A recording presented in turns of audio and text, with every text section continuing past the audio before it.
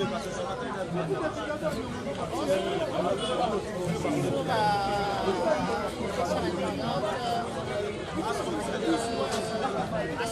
abonnés des les amis des Marquis Tadea qui nous suivent depuis Facebook. On est en train de faire cette petite vidéo, cette petite live, juste pour vous montrer l'ambiance qui règne ici. Nous sommes devant la prison centrale de Makala. On attend à ce que l'honorable Mike Mbaye soit définitivement libre. Aujourd'hui, tout sera libéré. Kadi Makoto a posé na Makala. Prison centrale à Makala, au moment où il va intervenir par rapport à la libération de Mike Mbaye. Juste pour vous montrer l'ambiance. Un mot par rapport à la libération, il y a honorable Mike Mbaye. Combien continuer, comment vraiment continuer, pour Natina Souka, Mike Abimi, mon anteba comme Mbea, Godempo ya comme Mbea, Godempo ya comme Mbea, mon anteba comme Mbea, Talabango bakomi Mbea, Godempo Mbea, mon anteba Mbea. Wana eza ka soki mwana te basakani mais expliquez-nous biso biso aussi ya honorable Bibi poser question mwana te bakende ofunda Mike Mukeba kwani po abengaka eme mwana te baso asakani me na yo so asakani me na yo asakaka bwe me mikolo yelo misute kokanyeka na me oui, les avis, merci à maître Komenge, merci à Blanchard, merci à maître Steve Kiwata, merci à maître Jonathan, pas maître Mayele. Justice a dit sortir à Souka. Alors que c'est un article, la loi, pour y essayer, il faut être pour essayer.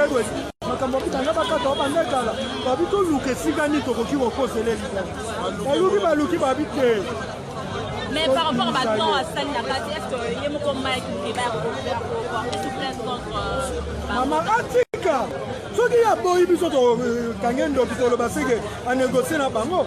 Godem Boyi a préparé auto samba. Na sentiment na ngazali Mike ko mana mbongo. Bon Godem Boyi to fune na ba tribunal civil et ce que ça au salagi mabe de dommager. Au salagi mabe de dommager. Donc quand vous aussi ça donne Godem Boyi, un journaliste qui a tourné dans la Mike Mukeba, coupage $100. Salaire il y a 12 mois. 1 kilo. Godem Boyi, j'ai ce salaire à 12 mois. Quand vous aussi na yote. Yomo déjà, on a l'Assemblée provinciale, ils ont dit que vérité l'Assemblée du Mali, c'est journaliste, c'est vérité du Mali. C'est du Mali, c'est la vérité. Eliezer Awate. Quel bon Eliezer Awate, ça n'y a pas que ça n'a caché au talent. Allez, on va faire il y a mon agent.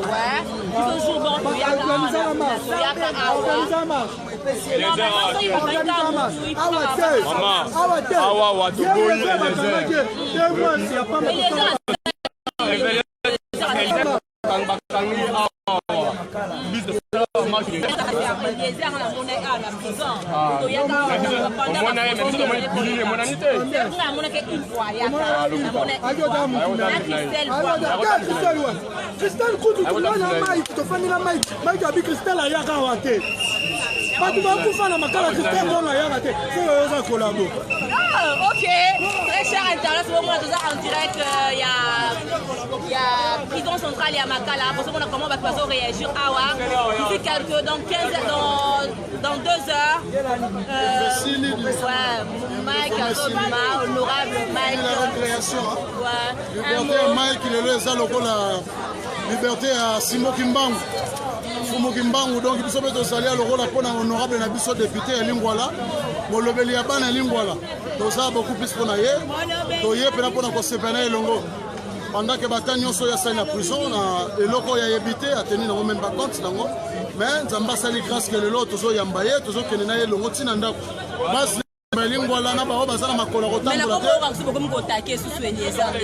bon nga pena nde nasala nalobelaka bapolitiki toyetali mabandeko eliese makambo etalinga te o nga nayeli na Mike Mukebai nayeli makambo etali Mukebai nayeli makambo etali ndeko eliese te ndo nani te non soit bazoloba swadisa bamani oyo balobelaki likama mani yango ndeko akoteli prison mpona mani là ça me cause pas ça m'intéresse même plus les choses que ça m'intéresse ezaka ke notre ye tozo motu ezaka ya biso tokende na ye parce que tozomona eke no makambo esongi eza kitoko et donc moko oyo azali mpenza kodefendre to mpe kotombola lokumu ya Mukebai okozatendre na nini soki abimi na prison ya makala nayebi ke nyonso oyo ezalaki ya kokangama nyonso efungami nazomona eke parlement komi déjà court oyo nyonso eyaki ya kashe nyonso ebimi déjà eza déjà dévoilé moto osala likambo yebi keno bazomona ye te me yeba keno Mike oyeba omona oyo adenosaki eza mpo amonaki yango alobaki donc toyebi keno ndenge azobima makambo nyonso ezosonga kitoko molobe na biso lingwala ye wana makambo nyonso ezomarche bete na kati ya komuna lingwala ye atelemaka alobeli banoteka mpo na lingwala kaka te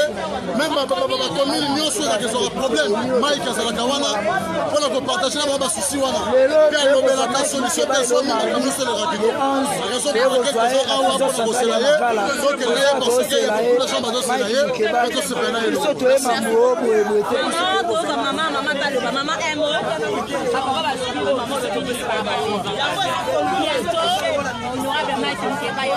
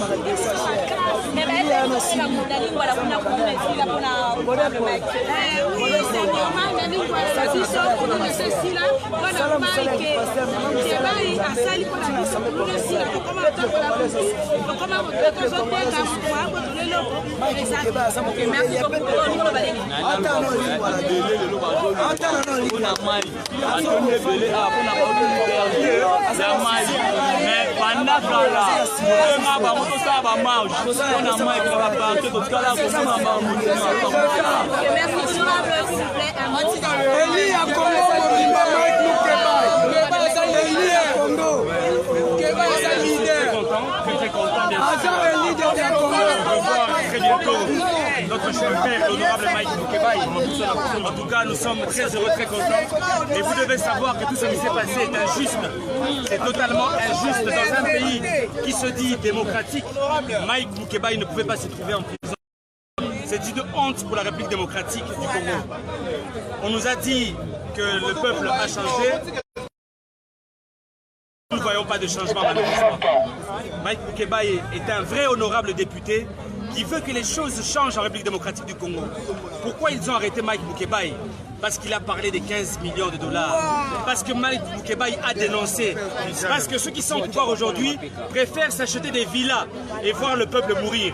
Et Mike Mukebai, en tant que vrai député national, a dit clairement que je vais entrer en prison, mais je sortirai. Et aujourd'hui, nous disons tous victoire et nous levons tous les bras pour Mike Mukebai. Que vive Mike Mukebai! Que vive Mike Mukebai! Merci beaucoup, merci beaucoup. Voilà, mes chers internautes, vous voyez. Pour la libération d'un fils du pays, l'honorable Mike Mukebai. Voilà, bientôt il sera libre. Donc, suivez-nous sur notre page Facebook, DAEPK, la même Afrique. Donc, on a mis surtout en live aux Okoleka. Ah ouais, donc, bientôt, moi, il y a des gens qui vont m'accompagner parce que ça m'a fait ah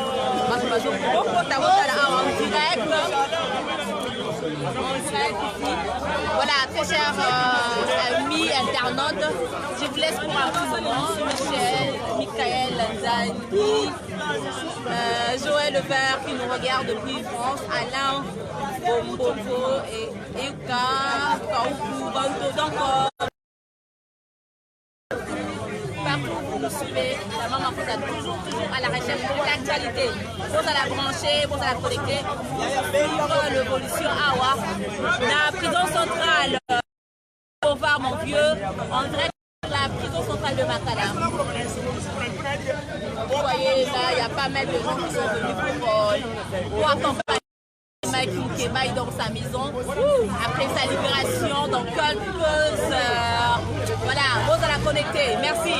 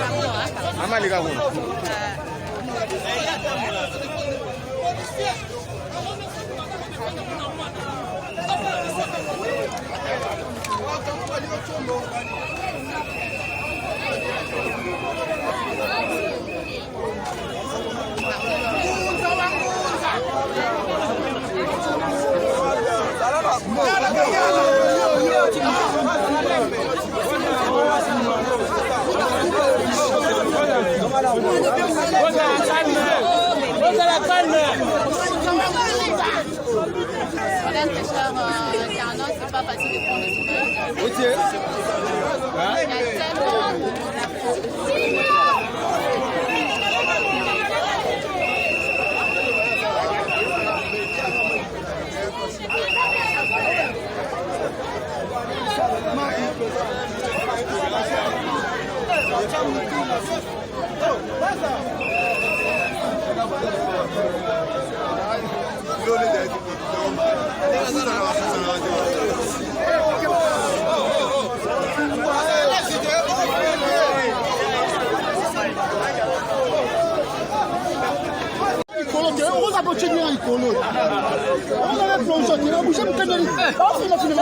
Maman, tout le monde est venu le colo. Tu sais comme un micro, le colo, ma caméra va te donner.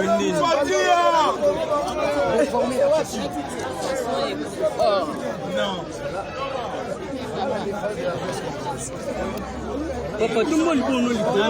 Tout le monde est venu. Voilà notre message. Le peuple congolais vient de gagner une fois de plus. La libération de Moukebaye,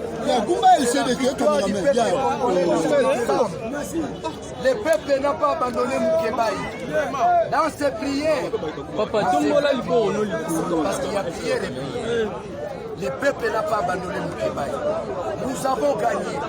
Le peuple a gagné. C'est la Cour constitutionnelle qui tranche, qui constate les infirmités, les incohérences dans les chefs de ceux-là. Je cite Godempoï. Quand vous prenez les règlements d'ordre intérieur de l'Assemblée délibérante, il y a une disposition. Soyons intelligents, soyons intellectuels. Le président de l'Assemblée provinciale a la mission de protéger les députés, n'est-ce pas quoi, provinciaux. Lorsque Moukebaye se retrouve en difficulté, au dépôt, c'est ridicule.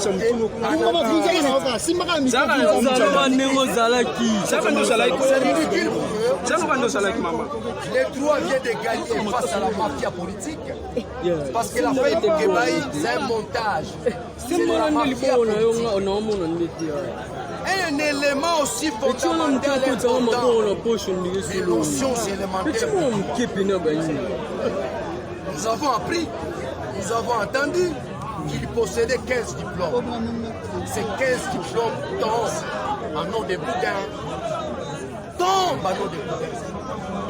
C'est-à-dire, tout un détenteur de 15 diplômes, vous ne maîtrisez pas les notions élémentaires du droit. Notamment quoi? Les caractères contradictoires. Moukebaye n'a pas été entendu. Moukebaye n'a pas été entendu. Ici, je parle sous contrôle des juristes. Je ne suis pas juriste. Parmi